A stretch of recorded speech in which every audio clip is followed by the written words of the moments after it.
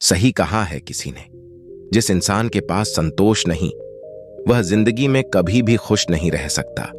उसके अंदर हमेशा बेचैनी रहती है। उसको कितना भी दे दो उसका मन कभी भी खुश नहीं हो सकता। बहुत समय पहले की बात है।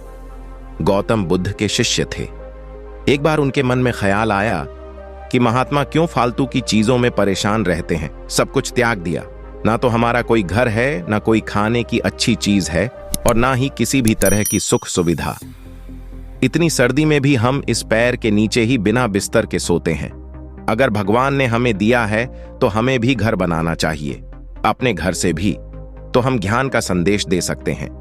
उसके मन में ख्याल आया कि उसे भी अपना एक घर बनाना चाहिए जिसमें आलीशान कमरे और सुख सुविधाएं हो। एक बार वह नगर में ब्राह्मण के लिए निकला था तो किसी ने उसे एक गद्दा तोहफे में दे दिया।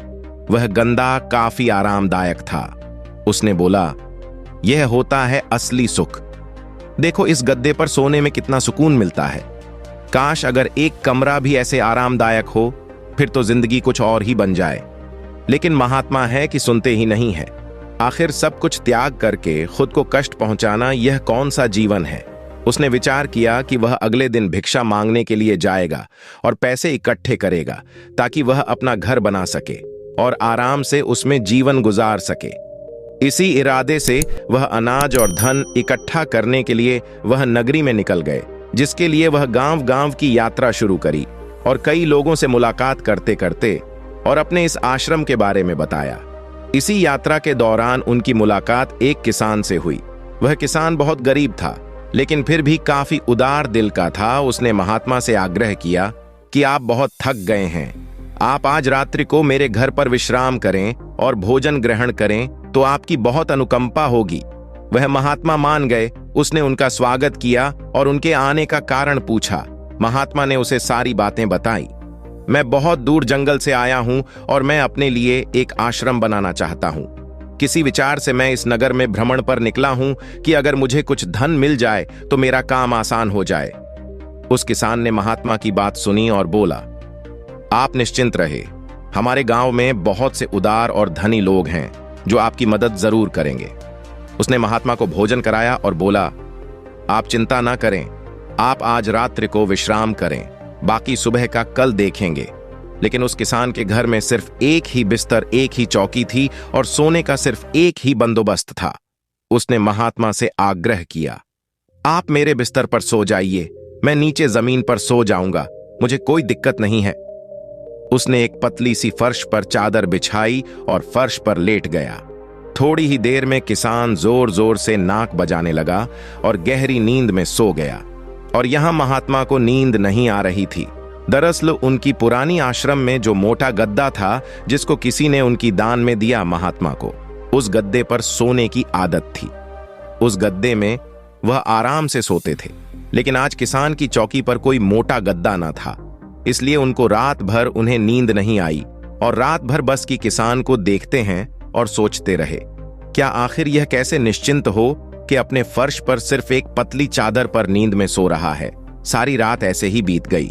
अगले दिन सुबह हुई, किसान उठा और महात्मा का चरण स्पर्श किया और महात्मा से पूछा कि आपको कोई रात में दिक्कत तो नहीं हुई। महात्मा ने बोला, नहीं, मुझे कोई दिक्कत नहीं हुई, लेकिन मैं तुमसे एक बात पूछना चाहता, तुम बिना किसी बिस्तर के इस फर्श पर कैसे सो जाते हो? तुम्हें नींद कैसे आ गई? मैं तो यही देखकर हैरान हूं। किसान बताता है, दरअसल दिन भर में मजदूरी करता हूं और मजदूरी की शरीर में इतनी थकावट आ जाती है कि घर आते ही मुझे बस बिस्तर की तलाश होती है। मोटे गद्दे बिस्तर ना भी हो तो मेरा काम चल जाता है। मैं घर आते ही खाना बनाता हूँ और उसके बाद मैं कहीं भी सो जाता हूँ। मुझे कोई दिक्कत नहीं है। मुझे नींद भी बहुत अच्छी आती है।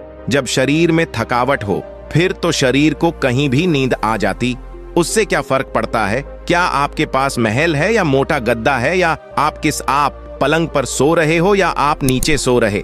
शरीर को तो बस आराम की आवश्यकता होती है। किसान ने पूछा, ये गुरुवार क्या मैं आपके साथ धन एकत्र करने चल सकता हूं? मेरी इच्छा है कि आपके साथ आपके उस आश्रम बनने में मैं आपका योगदान दूं, आपके साथ मिलकर काम करूं और कुछ धन इकट्ठा करूं। तब महात्मा ने बड़ी विनम्रता से उत्तर दिया, पुत्र, तुमने आज जो मुझे ज्ञान दिया है वो ध्यान मुझे आज तक नहीं मिला। आज मुझे पता चल गया इंसान के मन का असली सुख क्या है। अब मुझे किसी आश्रम और महल की इच्छा नहीं रही। इतना कहकर वह महात्मा धन दान करके वापस अपने आश्रम को लौट गए। उन्होंने जो कुछ भी धन एकत्र किया था वह गरीबों में बांट दिया और स्वयं एक छोटी सी कुटिया बनाकर रहने लगे। जीवन का सुख संतोष में है। अगर मनुष्य के पास जो भी है वह उसे स्वीकार कर ले और उसी में संतोष कर ले तो जीवन में उसे खुशी तलाशने की जरूरत नहीं है। वह उसका सारा सुख उसी वक्त अनुभव कर लेगा। कई घरों में अपार धन दौलत, ऐशो आराम होते हुए भी वहां सुख शांति नहीं होती, क्योंकि उनके पास जो कुछ भी है वह उससे संतोष नहीं हो रहे। कहते हैं जिन्हें दूसरों की थाली में घी ज्यादा देखता है वह कभी खुद से भरपेट नहीं खा पाते। इंसान को चाहिए कि उसके पास जो कुछ भी है वह उसी में खुश रहे, लेकिन इंसान ऐसा कर नहीं पाता और अक्सर दूसरों को देखते हुए और खुद को और ज्यादा चाहने की इच्छा एक अच्छा इंसान को कभी भी खुश नहीं रहने देती और इसी तरह से पूरा जीवन असंतोष में बीत जाता है। उसके पास इतना है, मेरे पास इतना क्यों नहीं। हम हमेशा दूसरों को देख के उनसे परेशान रहते हैं कि हमें इतना क्यों नहीं मिला। आखिर जिंदगी का असल दुख इन्हीं सब चीजों के बारे में सोच गई है। इसीलिए कभी कभी हमें चाहिए कि हम खुद इस बारे में विचार करें कि हद से ज्यादा इच्छा कितना सही है। जो मिले हम उसमें भी तो खुश रह सकते हैं। ज्यादा लालच और हद से ज्यादा इच्छाएं अक्सर इंसान को बीमार करते हैं। हम उम्मीद से ज्यादा अपेक्षाएं पालते हैं और जब वह चीज पूरी नहीं होती तो हमें दुख होता है और हम चिंता करने लगते हैं। जब जीवन में संतोष ही नहीं तो फिर भला जीवन का क्या मतलब। ऐसे में तो हर दिन हम परेशानी रहेंगे। इसीलिए इस बात पर विचार करने की आवश्यकता है। हमेशा याद रखें, संतुष्टि ही जीवन का मूल मंत्र है। अगर इंसान में संतोष है तो कोई भी दुख उसे तोच नहीं सकते। जीवन का यही रहस्य है, जो मिले उसमें खुश रहना सीखो। बाकी अगर यह कहानी आपको अच्छी लगी हो तो इस वीडियो को लाइक करें और ऐसी और कहानी सुनने के लिए हमारे चैनल को सब्सक्राइब करें। तब तक मिलते हैं हम आपसे ऐसी ही एक और प्रेरणादायक कहानी के साथ अगले दिन।